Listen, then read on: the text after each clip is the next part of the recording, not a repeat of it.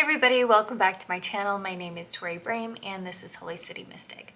Just in case you hear kids laughing and carrying on, they are our neighbors upstairs and they are having a great day, and this is my time I have to record. So if you hear kids laughing or screaming or whatever they're doing, that's gonna happen.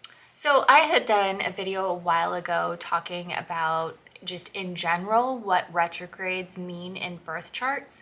So in this next series I'm starting, because I finished the Yods series finally. I actually have one more video that I'm going to do on that, but you'll see it when you see it.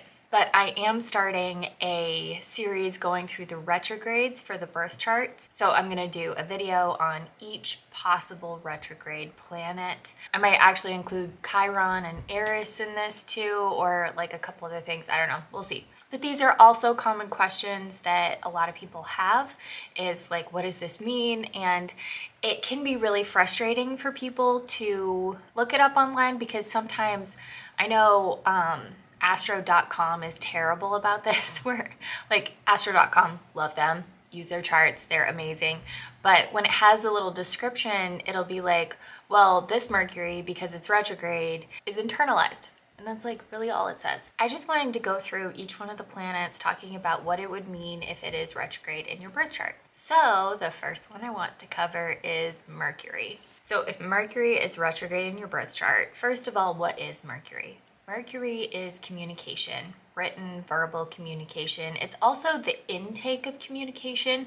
So it's the filter in which you take in information. So if that is retrograde, then there is usually some kind of delay, especially in childhood. So either a delay in speech or some type of processing delay where it takes you a while to read. It takes you a while to understand what people are trying to tell you. Oftentimes kids who have this in their birth chart, they might talk late, they might suffer from dyslexia, they might just be more private in general, like one of those kids where they don't really talk until they're like 4 years old, and then they just talk a lot because they've been taking it all in and they've just really been internalizing it and maybe practicing words in their head instead of practicing them out loud like other kids. There's also a feeling like communication is hard. Like there's some type of barrier in between you and the person either trying to talk to you or you trying to talk to them, where you just always feel like there's some kind of misunderstanding. There's like a missing link that everybody else seems to have that you don't, and that's really hard. Now this one has a secret superpower,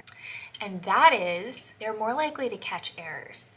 They're more likely to hone in on very specific details. Now, this can be more of a perfectionist type thing and can be spun out of control, but especially during Mercury retrograde, they feel really alive. They feel like their energy finally matches the energy in the world.